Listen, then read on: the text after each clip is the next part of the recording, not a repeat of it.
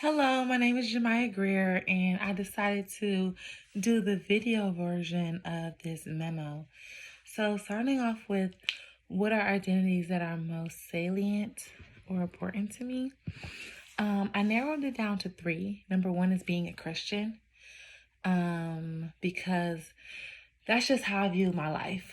I view life, situations, circumstances, what I choose to say, how I choose to say it, what I choose to do, all through the lens of biblical truths and of my Lord and Savior Jesus Christ. So it is a defining identity that kind of is paramount above the others. But then the next two are being Black and being a woman. So being Black is definitely one of the identities that's most salient to me because that's the first thing people see. That's one of the first things people see. They don't, being a Christian isn't as blatantly obvious sometimes. It's just not. Forget sometimes. It's just not. And no matter when people say they don't see color, they do. And so being Black is something that this is the first thing people see when they see me. However, it has completely shaped all of my experiences. Playing basketball, educational, dealing with teachers, the grades I receive sometimes, interactions with my peers, has all been shaped by, being Black has played a part in it in some way, shape, or form, whether it's big or large. I mean, big or small. And also, it's huge on culture. So, the way I wear my hair, what I choose to eat, the holidays I celebrate, the things we do on the holidays are all determined by my culture of being a Black woman. And so, the last thing is being a woman. That is definitely shapes all of what I do. The injuries that are had when you play sports as a woman versus a man, because our bodies aren't necessarily created for that, is a higher risk. Just teaching and doing things and having to deal with a greater sense of obstacles, such as getting pregnant and having our our menstrual cycles, are all obstacles that employers see as deficits. But the privileges are chivalry and not having to open my own car door, not having to carry a heavy load, and being able to fall into, like, I'm a woman. Do you mind carrying this? Do you mind helping me with this? And it's not seen as weakness, but it's seen as kindness and serving of men to love on their women that way. The second question is, how do my identities position me in society and institutions? So I kind of already touched on this, but going back to being a Christian, both I love how one of the author says that they sometimes our identities sometimes contradict each other. I think that is so true, because on one hand, being a Christian, sometimes there's privilege in that because it's the dominant race or religion. My apologies, the religion in the U.S. It is the dominant religion in the U.S. However, it's oftentimes marginalized because there are these stigmas on being a Christian that we hate certain practices by the world, and that we have a tendency of damning people to hell and being judgmental and being hypocrites and things like that. So in those ways, sometimes you do feel marginalized, professing to be a Christian, by the world, especially when you view things differently than other people. And then as far as Black culture, there's marginalization in healthcare. So a lot of times it's hard for people of color to get healthcare and even be treated with the same care, respect, or empathy as white women.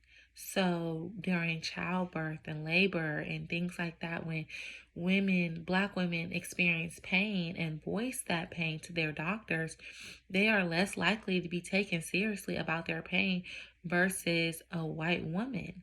When scholars have shown that Black women are more hesitant to verbally express our pain than white women. So the fact that we are slower to speak about our pain and yet it's not being taken as seriously um, is definitely a sign of marginalization. And then obviously police brutality. Um, this being a Black woman, um, watching that video of Mrs.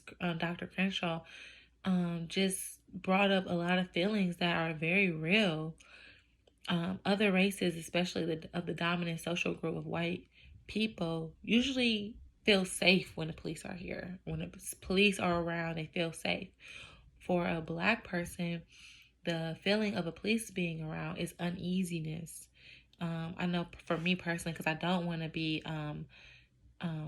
having binary conceptualizations with Black people, but for me personally and with a lot of my family members, you have to be aware. You try to be aware. You're trying to keep your eye open. You're trying to be very cognizant where your hands are if they're pulling you up or on the road. You're trying to be extra respectful because you do not want to give them a reason to abuse you and to experience that police brutality. And so that's where it's marginalized. As far as privilege, I couldn't really think of any privileges with being Black. I couldn't think of any. I love being Black. Not to say there's no good things about it. Like, it's just good to have, I guess, for privileges. One thing about Black people, we really stick together. They look out for each other. Tendency is like this family feel because it's not that many people of us out here. So a lot of times, I remember me and my husband went to Hawaii and we saw another Black couple who was honeymooning in Hawaii, and it was like instant. Oh, it's good to see some other Black people up in here. Like, and a lot of times when you're being helped by Black people go out of their way sometimes to look out for us because we face a lot of marginalization. So working in retail in my past, I had Black people come to me like, I wanted you to get the sale, even though this white person had helped me, because they're looking out for us. Because honestly, it's a lot of white people who are at a store and they don't ask for the Black girl's help because they don't look like them. And so they go out of their way to kind of support Black people and Black businesses because it's not a lot of us out here supporting us. So I guess that's the privilege. It's a lot of Black power, a lot of Black pride, and a lot of camaraderie with being Black within the Black culture. As far as being a woman, I mean, they kind of talked about some of the things that are marginalized about being a woman. But one of them I thought about is just sexual attention. I think that the sexual attention and sexual harassment that occurs within women is so like, it sucks. It sucks and men don't even understand it. They don't understand how some of this attention that they're giving women is unwarranted and unsolicited and actually derogatory. And so as a woman, that's something that we have to face and kind of at times come to terms with because sometimes there's no stopping it, no matter what you're wearing.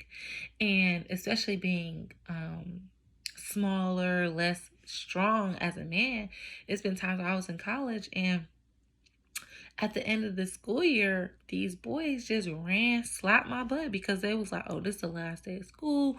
We're just going to go full throttle or do whatever we wanted to do the whole year. And they're faster. And there was really nothing I could do to really stop it. And so, lastly, how do these intersecting identities shape the lenses that you see the world through? I think it completely shapes the way I view life, especially being a teacher. As far as being Black in education, I really see the need for cultural relevance. We have public schools becoming more and more minority field, but we still see more and more white people as teachers. And so there's a cross boundary discourse that's occurring between these two groups, and it causes for these black kids to not get the education that they deserve or that they can thrive in. I was reading a book called Teaching for Democracy, and it was talking about how they're they're these minority students are basically in educational systems that require them to forsake their cultural identity and to morph into something that they're not to succeed in school. And that shouldn't be the case. I look at standardized testing, how it's created and written by the dominant social group, which are white men or just white people, and how it's filled with language that are foreign to black young girls and just people of different races. And I compare often to if there was a standardized test completely written in slang, a lot of the dominant social group would not perform equally as well as they normally do. And so a lot of times it's not that these students are less smart and less gifted. It's just that there's cross boundary discourse occurring that refrains them, that's an obstacle and a barrier from them to fully performing and understanding the material and demonstrating their knowledge and their understanding of each content area in each curriculum. So that's kind of how I view those things. And I mean, lastly, how Christianity shapes my view on life. Specifically, it shapes my view on marriage.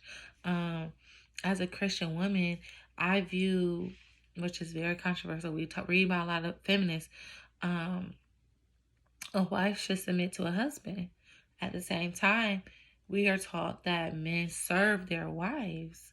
And so the man is submitting to the wife and the woman is the wife is submitting to the husband. They're both submitting to each other and both submitting under God. And so it's this circle event where they're both trying to outdo each other and honoring each other and serving each other.